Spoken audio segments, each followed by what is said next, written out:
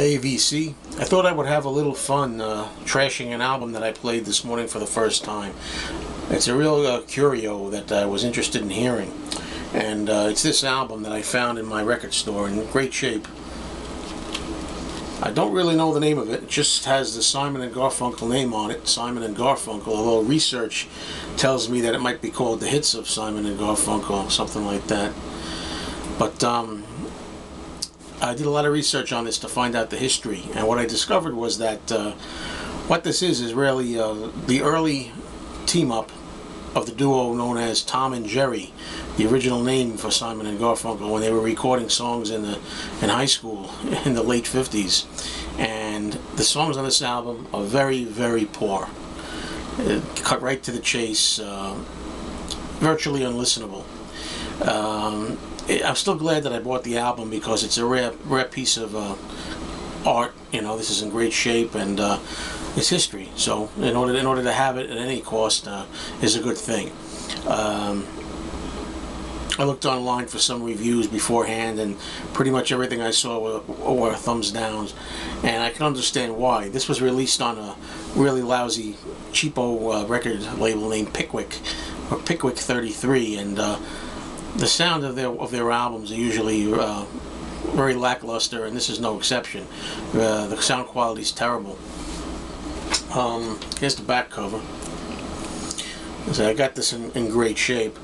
It's interesting as a curiosity, but to actually have a listening experience, if you love Simon and Garfunkel as I do, and I'm a real big Simon and Garfunkel fan, love their sound, always have, you're going to be very disappointed if you expect to hear any of that on here. There are no seeds being sown here of the greatness that would be to come.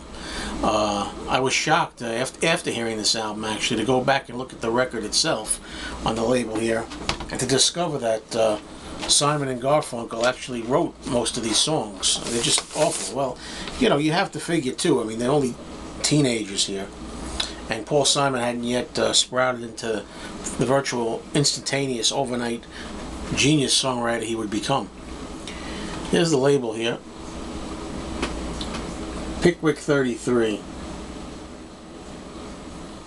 This is a stereo copy, so such as it is, it probably doesn't matter whether you have stereo or mono. It says here on the back of the album cover that it was pressed in both stereo and mono. This one's a stereo.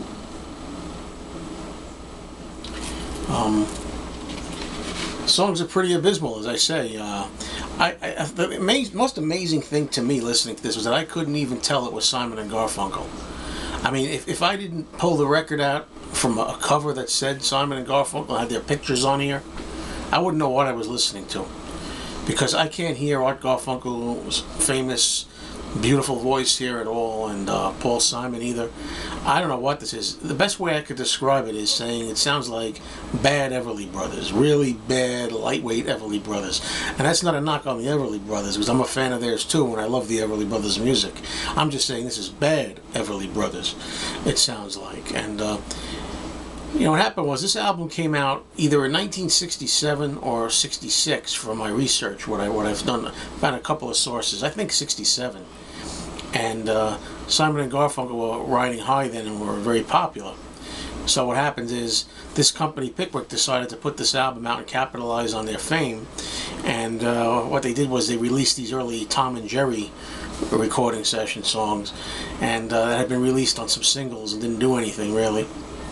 And when Simon and Garfunkel found out about it, they sued in order to have this album withdrawn.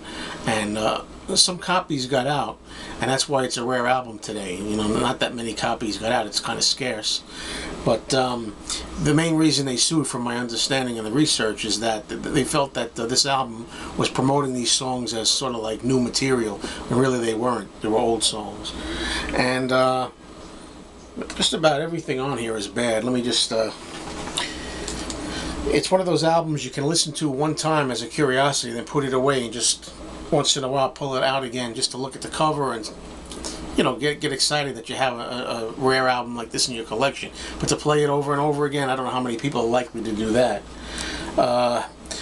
Now, I would say the first song on this album, which was a single, just called Hey Schoolgirl, written by Simon and Garfunkel, is probably the most decent song on here. I would say if I had to pick one song that was decent that I had to hear, I'd play the first one, Hey Schoolgirl.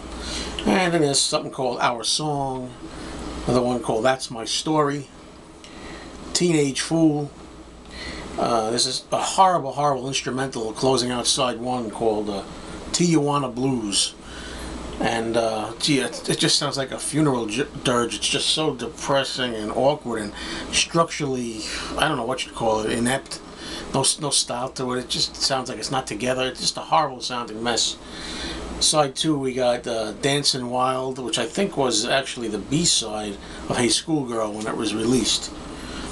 Don't Say Goodbye, Two Teenagers, True or False, Simon Says. Wow.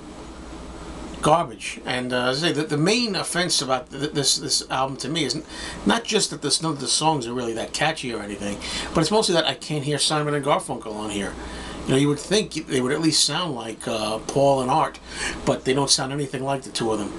I don't know what the heck this is, you know. But I would love to hear anybody else's opinion. Maybe some of you have heard this album and actually think it's not that bad.